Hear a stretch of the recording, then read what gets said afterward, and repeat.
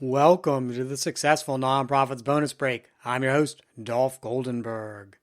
Today, we'll be talking about recruiting and specifically about waiting for the right candidate for a position instead of hiring the wrong person. The bonus break is a short episode you can listen to while taking a coffee break and get the added bonus of making you and your nonprofit more successful. Produced as a companion to our longer Successful Nonprofits podcast, the bonus break covers all of the topics you care most about: professional development, fundraising, governance, board relations, marketing, and more. So imagine your team has an open position, and you are responsible for filling that position with the right candidate. You advertise on Idealist, Philanthropy.com, or one of the other nonprofit job sites, and you receive a flood of resumes. Of course, about half of the applicants aren't qualified for the position and are easy to remove from consideration. I'm also always surprised when people seem to apply for every job posting on that job board. And I have actually seen candidates apply for both an entry-level position and a senior-level position within the same organization at the same time. If you have done hiring in a medium-sized or large organization, you have probably seen that as well. Now, those are also easy people to remove from consideration because they simply aren't strategic in their job search. And guess what? People present their best foot forward in their job search mode. So if they aren't strategic in their job search, they're not going to be strategic as a team member either. Now, once you've eliminated that first 50 or 60% of folks that probably aren't qualified, you can just tell by the resume, not going to get the job. Then you go through the tough work of sorting through resumes and selecting maybe 6 to 8 people to interview. Occasionally, I'd guess maybe 20% of the time or so, none of those candidates will actually impress you. They all seem okay, but none of them seem like a perfect fit for the position or the organization. And at this point, you face a dilemma and you face a question. Do you hire the best candidate who is not a perfect fit, or do you leave the position open? And let me share with you that I have faced this question many times as a supervisor. In fact, I've been in this position so many times and can probably attribute my biggest failures and my greatest successes as a manager to my decision at this point. And when it comes to making this decision, let me tell you, there's a lot of pressure to settle for the candidate that seems sufficient and okay, but isn't really a good fit. And let's talk about a few of those pressure points, and they all involve pain.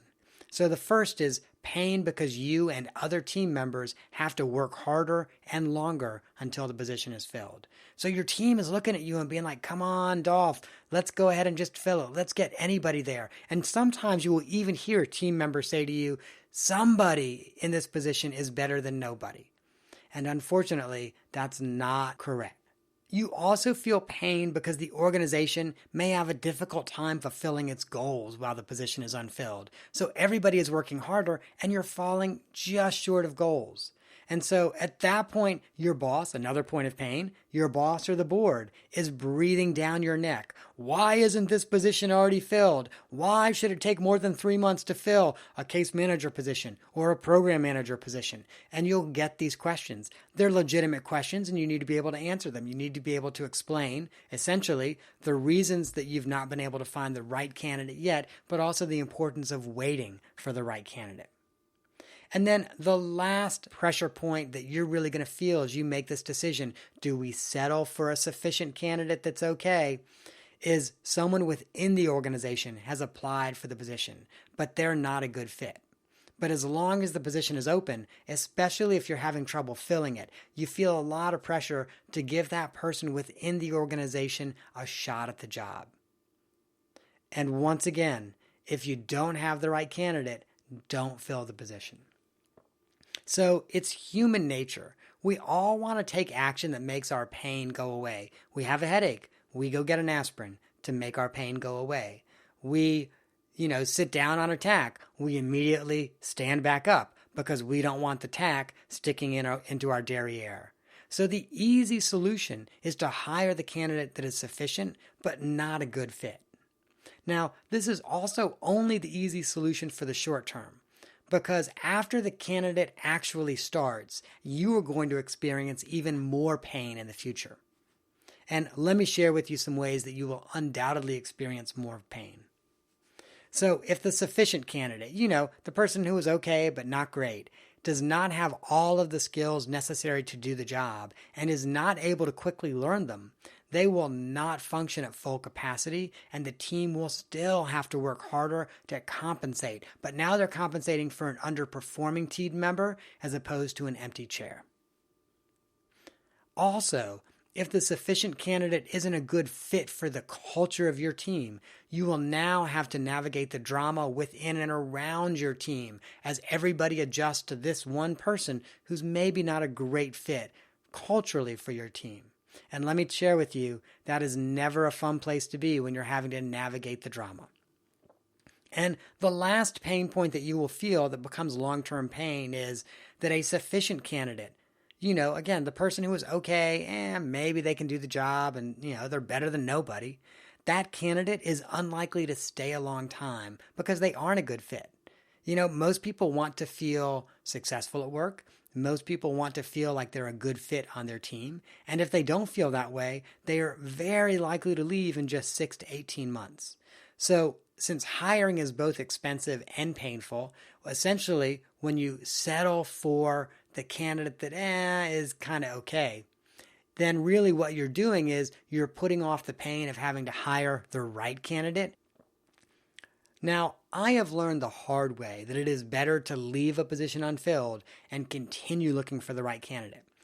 And the reason I say that I have learned that the hard way is sometimes I filled the position with a candidate that was okay, and every single time I have regretted it. So what I have found, though, is that when I refuse to settle, when I say I have to find the right candidate for this position, I often need to double my recruitment efforts to find good candidates for the position when I reopen the posting a second time. And so this might include waiting a month and then reposting the position. And the reason is the people who are looking for work in February are probably a different set than the people who are looking for work in April. So if I wait a month or two, I'm going to get a different set of candidates. I will also call about 10 people who I have met at some point in my career and I believe would be perfect for the job. And I actually don't call them to offer them the job. What I do is I call them to ask for recommendations. I describe the position and I ask them who they might know, who would be really good at doing the job that we have open. Now, this is also a subtle way to ask if they're interested. Now, again, if they do decide they're interested, I don't fast track them. I put them in the exact same process that all other candidates go through. Again, I've learned all my lessons the hard way. Once upon a time, I fast tracked a couple people thinking, well, I already know them. I already like them. We're just gonna move this process along faster since, we did not fill it the first time. And again, I regretted doing that. A second set of calls that you can make is you can call your counterparts at other organizations and ask them for recommendations.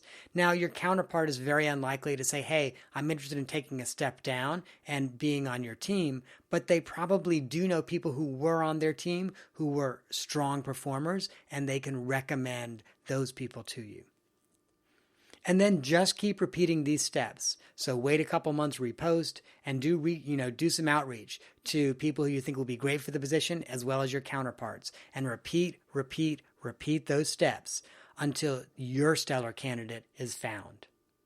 Now, I've already said there's some short-term pain when a position is open, but I also want to share with you some ways to decrease that short-term pain, although they do require some long-term planning.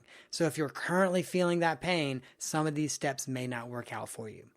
But the first thing is, especially if this is a high-level position like a CFO, a development director, or an executive director, consider hiring a consultant with decades of experience to serve as an interim. It's an expensive option, but they will get the job done while you are looking for that perfect candidate. They will also allow you to hold out for the perfect candidate.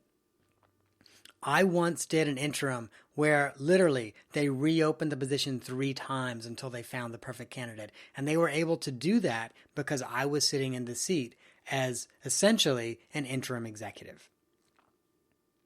Now, if it's a mid-level position, and again, this is one that requires more planning up front. So if you're currently feeling the pain of a mid-level position vacancy, this is probably not going to fix it. But if it's a mid-level position, consider having a lead within every department. As an example, a social service team might have a program manager, a lead case manager, and 6 other case managers. The lead case manager would receive training to serve as the program manager when that manager goes on vacation, when they're at a multi-day retreat, that kind of thing.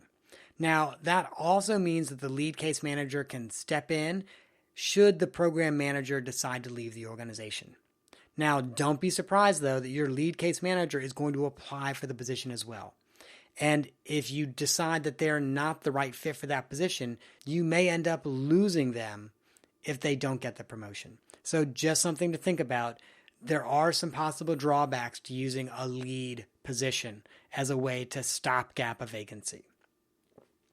Now, for entry-level positions, I want you to consider having a PRN position if you've got, honestly, even if you've just got like 10 entry-level positions or more. PRN, of course, is Latin, pro re nata, and it literally means for a thing born.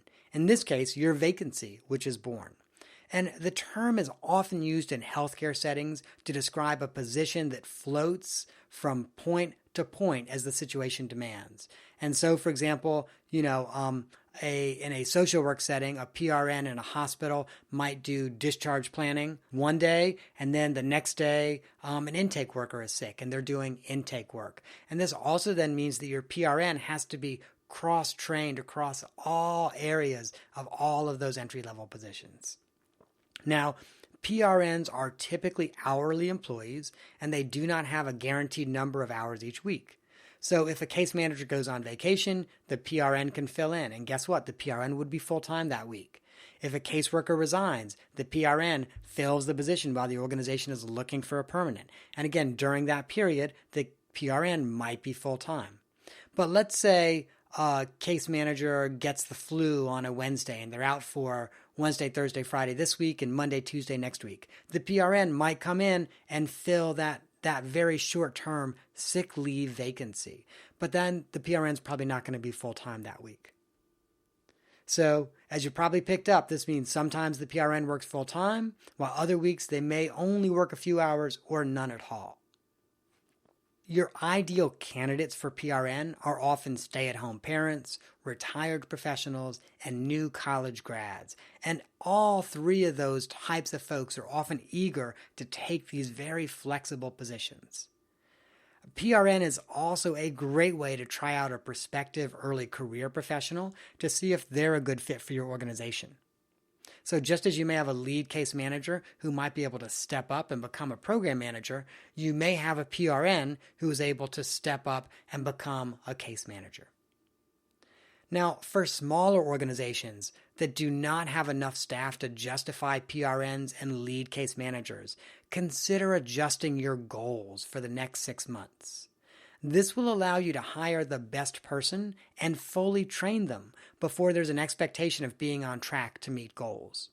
Now, when I say adjust goals, I don't mean, hey, you're no longer accountable for goals. I don't mean you no longer have any goals. What I mean is, as an example, if you've just lost 1/6 of your team, maybe adjust your goals by 15 or 20%. And so, if you'd plan to serve 100 people, maybe you're only going to look at serving 80 people over the next 6 months. So, as you can clearly see, leaving a position vacant can be a tough call, and you will feel pressure to fill that position quickly. Let me repeat that. You will feel pressure to fill that position quickly. But it is always better to say, we can't take the next step in this initiative, this program, or this organization until we fill the position responsible for making this initiative happen. As an aside, I also think this philosophy that an empty seat is better than a bad hire applies to the board of directors. We're not going to go in depth on that, but it is better to not just fill a vacant seat on your board than to fill it with someone who's not going to be a high-performing board member. This bonus break and the Successful Nonprofits podcast is produced by the Goldenberg Group as part of our mission to provide board development, strategic planning, and interim leadership to help nonprofits thrive in a competitive environment.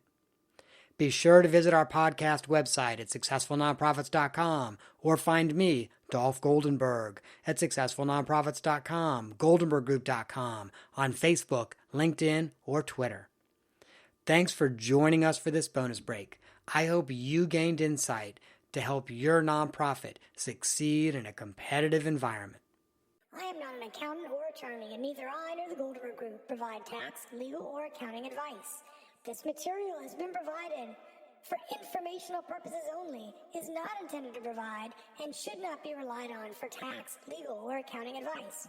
Always consult a qualified, licensed professional about such matters.